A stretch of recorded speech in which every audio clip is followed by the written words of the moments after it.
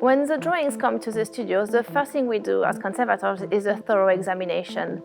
We look into the different material making the drawing, so we look at the support and the different media that the artist used, and this will help us determine the conservation treatment we'll do.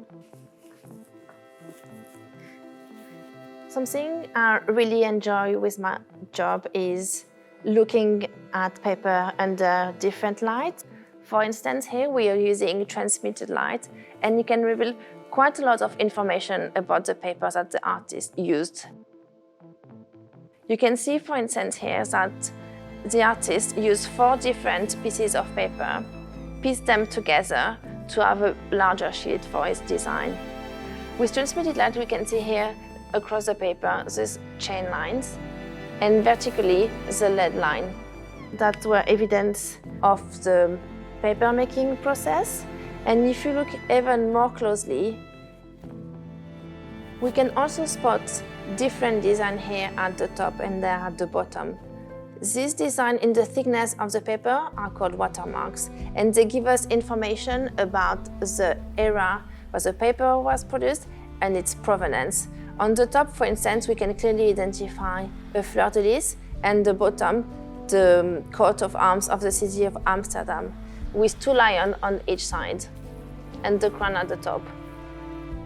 This shows us that the Van de Velde used paper from different paper merchants. So we can imagine here, this was from French dealers, and this one from Dutch dealers.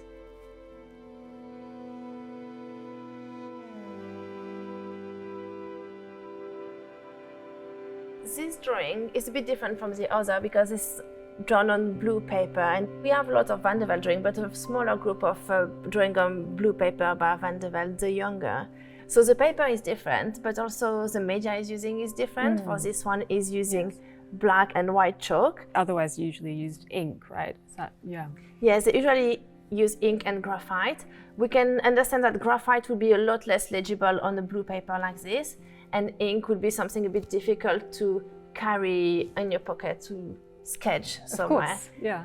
So what do you think the appeal was of blue paper? Why use blue paper as opposed to white or cream paper? I think the use of blue paper gives the artist a nice mid-tone that they can use for the drawing and design, and using the blue as a third color. So for instance, Van de Velde here is using black chalk for the contour and for the shadow, and then he uses white for the highlight and for the light, as we can see here on the water.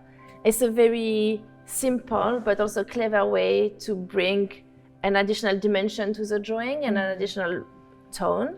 And it seems perfectly suited actually for depicting these calm, we can imagine quite misty scenes on the Thames that we know that Van de Velde the Younger actively sought out in his older age.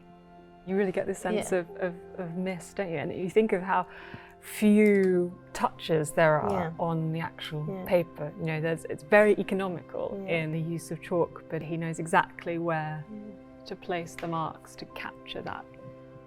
And tell me more about blue paper itself, the physical nature of blue paper. What makes it blue?